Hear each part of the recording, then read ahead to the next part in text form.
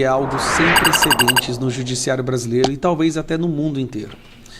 Uma suspeita que pode colocar o Dias Toffoli na mira não só da imprensa, como ele já está há algumas semanas, mas dos seus próprios colegas da Suprema Corte.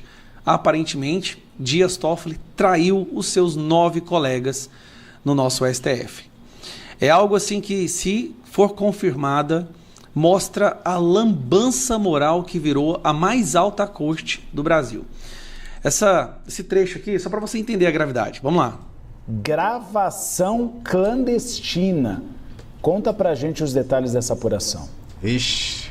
Pois é, Uribe, o clima no Supremo que era para ter amenizado, Dias Toffoli, como muitos queriam, deixou a relatoria e portanto, era para apaziguar a relação, mas tem potencial essa nova notícia de criar uma crise ainda mais profunda dentro do STF.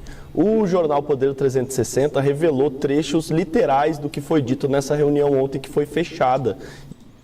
Esse é o detalhe.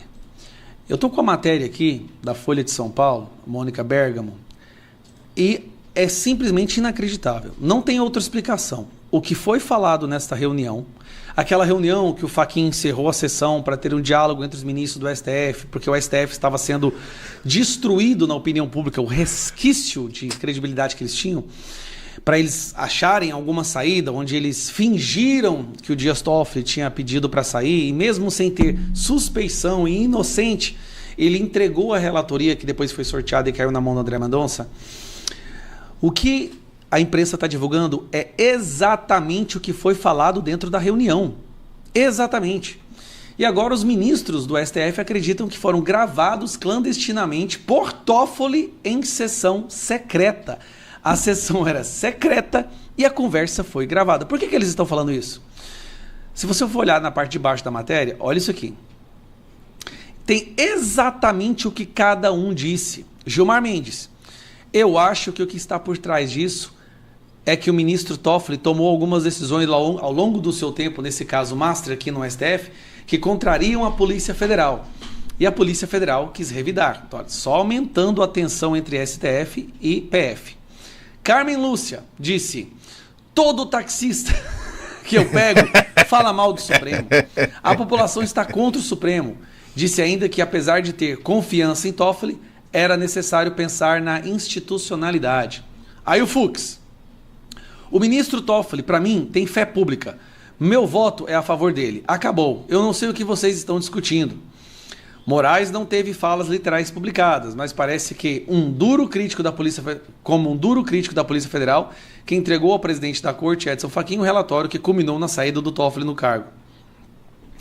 Nunes Marques disse: para mim, isso é um nada jurídico. Em seguida, critica Fachin por querer votar a suspeição de Toffoli. Sua frase publicada de forma literal é a seguinte: isso é um absurdo. O juiz lá da comarca do interior passará a ser comandado pelo delegado local se acertarmos esse tipo de situação. Acabou o Poder Judiciário do Brasil. O Fachin não pode colocar em votação a arguição.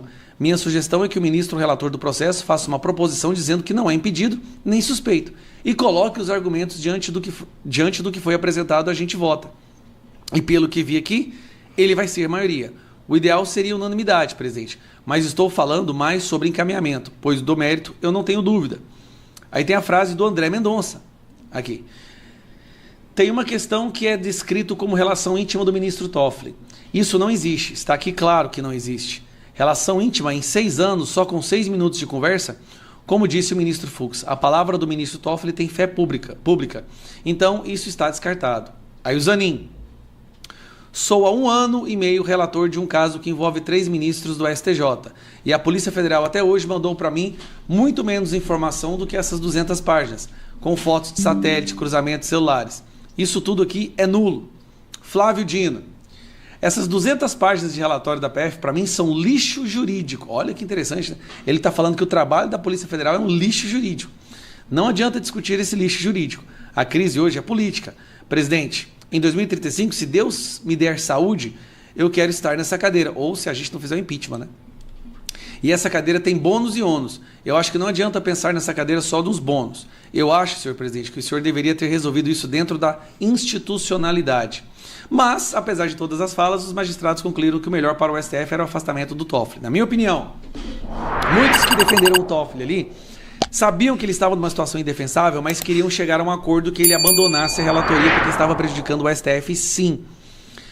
O que mais chama atenção nisso tudo, gente, é que realmente, para ter essa literalidade, ponto e vírgula das frases, é porque foi gravado. E a única pessoa que poderia ter gravado é o Toffoli. E aí a matéria termina.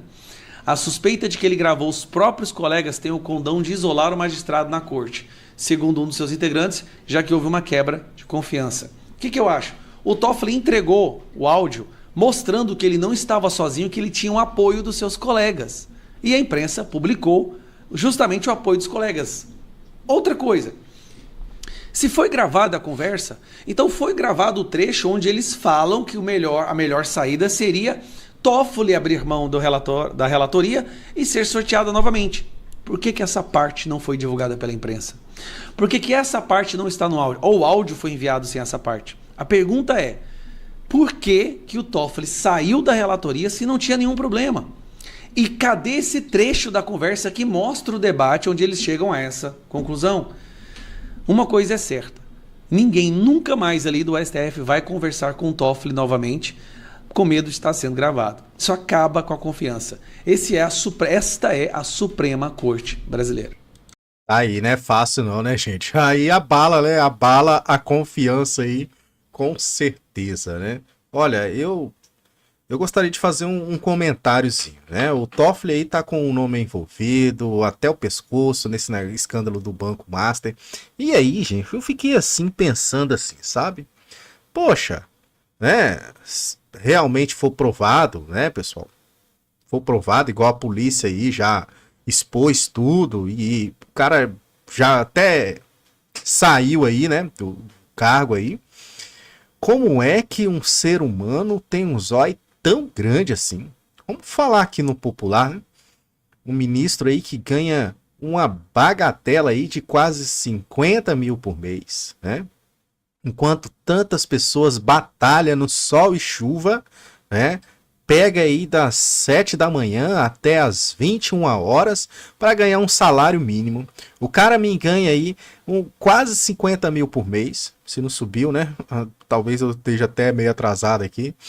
E aí tem um bocado de regalia, né, no cargo dele. E aí cresce o olho ainda para... Ah, pelo amor de Deus, gente. Que Brasil é esse, né? Eu vou ficando por aqui, muito obrigado a todos vocês, eu peço a você que, por favor, se inscreva nesse canal, curta e compartilhem o máximo. Um abraço!